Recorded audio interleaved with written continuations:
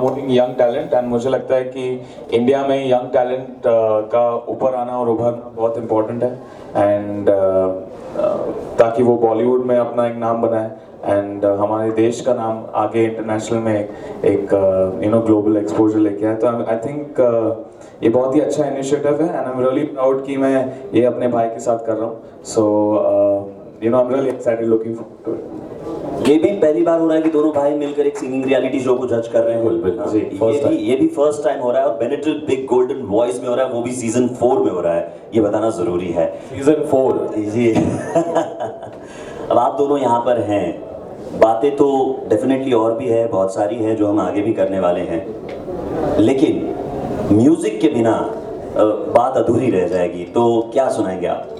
अमल एक गाना सुनाए, मैं एक गाना सुनूंगा। I think so. चूज कर लो पहले कौन सा गाना डालो। ठीक है, यू स्टार्ट विद बोल दो ना। मेरा एक गाना आया था अजहर फिल्म से, बोल दो ना जरा। So I'll sing a few lines of that song.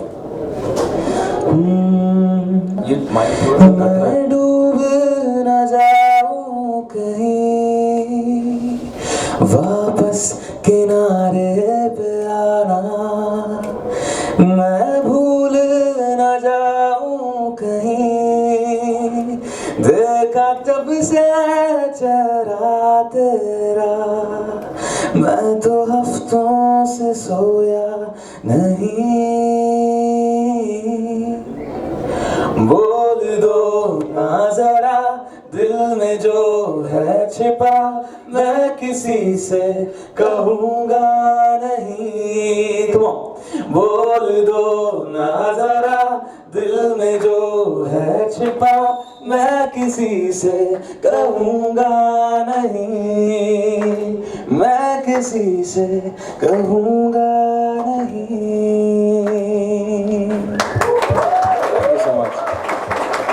सोचिए ये बस शुरुआत है तो कितना एक्साइटिंग होने वाला है बेनेटल बिग गोल्डन वॉइस का सीजन 4। मैं चाहता हूं कि आप दोनों एक एक सलाह अपनी ओर से उन कंटेस्टेंट को दे दें जो इसमें पार्टिसिपेट करने वाले हैं। देश भर से जो आवाज़ें आने वाली हैं, आपके सामने आने वाली हैं, हो सकता है कोई नर्वस हो जाए, कोई घबरा जाए, तो क्या उनको आप कहना चाहेंगे? आई थिंक ये डिसीजन भी बहुत एक अच्छी बात है कि मेजर अरमान को साथ में लाया गया, क्योंकि एक सिंगर के पर्सपेक्टिव से आपको एक एडवाइस मिलेगी और एक म्यूजिशियन और म्यूजिक डायरेक्टर की ओर से मिलती है।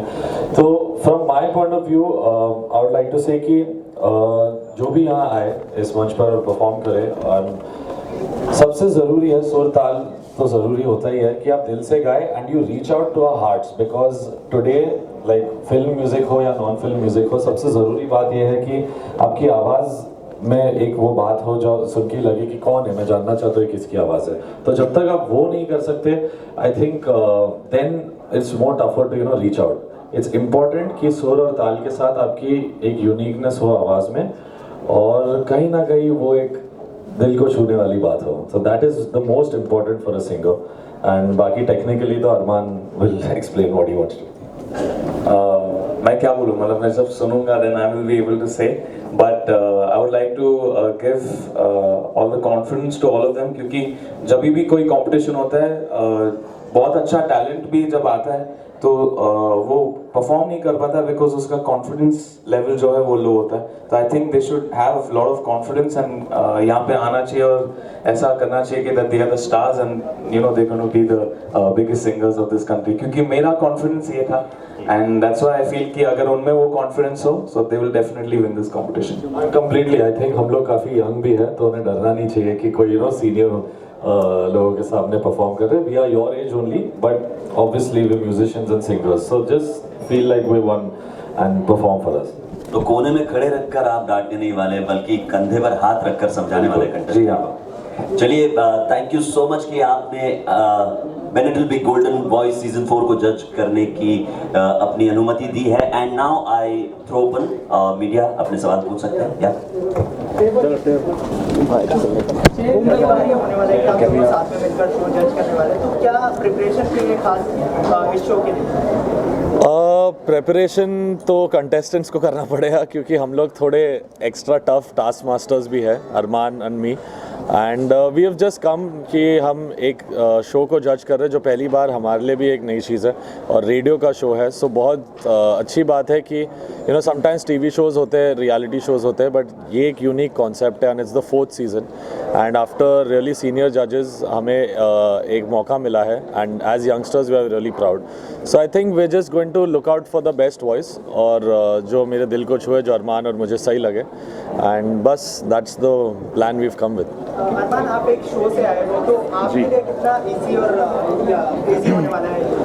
एक्चुअली मुझे लगता है कि हर एक कंपटीशन टफ ही होता है एंड अगर आप पूरे देश के टैलेंट्स के साथ compete कर रहे हो तो वो और भी चैलेंजिंग हो जाता है। मैं खुद एक रियलिटी शो का पार्ट रह चुका हूँ एंड टॉप 10 में भी आ चुका हूँ, लेकिन मैं उस शो को जीता नहीं था, मैं 7th पोजीशन पे आउट हो गया था।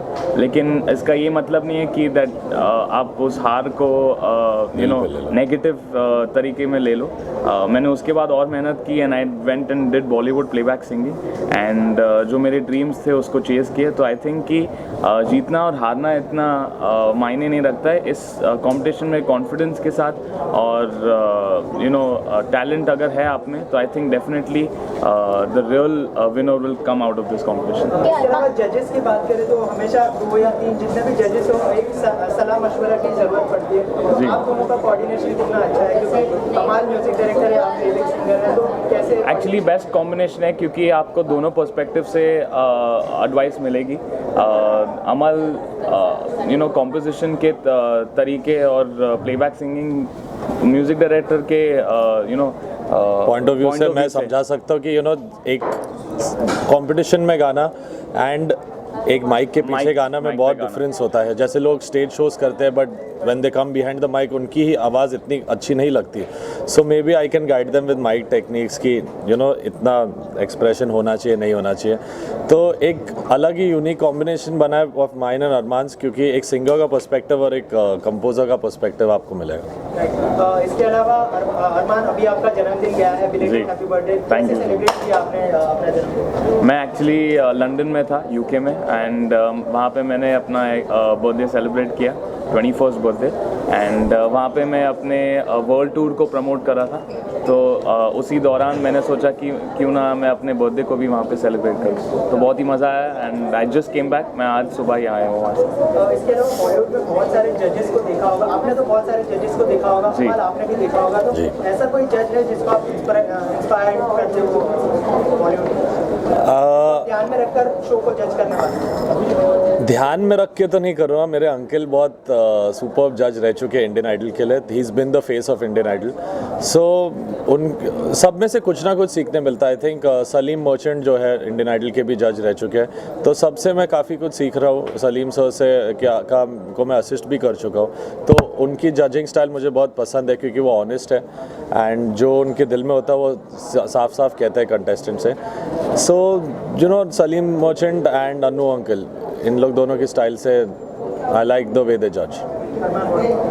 मेरा पहला टाइम है जजिंग का, तो मुझे कुछ भी नहीं पता है, बट मैं सिर्फ सिंगिंग पे फोकस करना चाहता हूँ और टैलेंट पे फोकस करना चाहता हूँ एंड जिसकी भी आवाज़ हमारे दिल को छुए, I think that's the most important.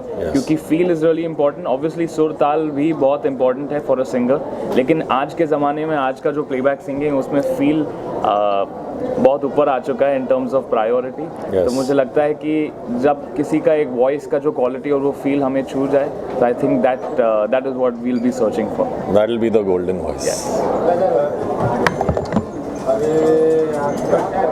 ऐसा कोई जज है अरमान जिसकी क्वालिटीज आप खुद में अडॉप्ट करना चाहते हो? मैं अपना खुद का एक जजिंग क्वालिटी लेके आना चाहता हूँ। ये सबसे पहली बार मैं कर रहा हूँ, तो I would like to create my own style and my own unique way. काफ़ी सारे हिट सिंगल्स दिए हैं आप दोनों बॉलीवुड के, तो फिर आगे आने वाले कौन से गाने रहेंगे, किस तरह के रहेंगे? अभी मेरी एक फिल्म है बार बार देखो, जो आज काला चश्मा करके उनका एक गाना है, बट सेकंड सॉन्ग जो आ रहा है 100 आसमान, वो अरमान ने गाया है, मेरा म्यूज़िक है। So that will be coming soon. बस यूजुअली जितने भी गाने आप मैं रहूँ या ना रहूँ लो बोल दो ना ज़रा सब तेरा, जब जिस बार मैंने और अरमान ने साथ में एक गाना किया जब मेरा म्यूज़िक और इसने गाया है, वो आप लोग सब ने बहुत पसंद किया, बहुत प्यार दिया. So I think this song will also reach out and reach in to your hearts. Kaala Chashma की अगर 2 लाइन ऑडियंस के लिए हो जाए आप दोनों की आवाज़. सर काला चश्मा मेरा गाना नहीं है और मुझे आता नहीं है पंजाबी, तो मैं नहीं गा पाऊँगा, बट सुपर हिट गाना है बादशाह का. तो मैं चाहता हूँ कि आप यूट्यूब पे देखो, व्यूज़ बढ़ाओ, मुझसे मत गवाओ. कंटेस्टेंट को क्या मैसेज देंगे? कंटेस्टेंट से यही कहना चाहता हूँ कि अगर आप यहाँ पे आ रहे हो, इस एक फोकस से आना चाहिए that you really take singing seriously, और आप फिल्म्स नॉन फिल्म्स इन दोनों पे फोकस करें, क्योंकि मैं चाहता हूँ कि मैं एक ऐसी आवाज़ ढूंढूं, क्योंकि मैं I am always on the lookout for new voices, और ऐसी कोई आवाज़ मुझे मिले तो I would really surely want to use that voice in my films और in my singles that I do. तो यू नो एक यूनिक आवाज़ की तलाश है, और जो जीतेगा ये कंपटीशन या जीतेगी ये कंपटीशन, मैं उनके साथ काम करूँगा and I will surely give them a song in my films. Thank you so much. Thank you. Thank you.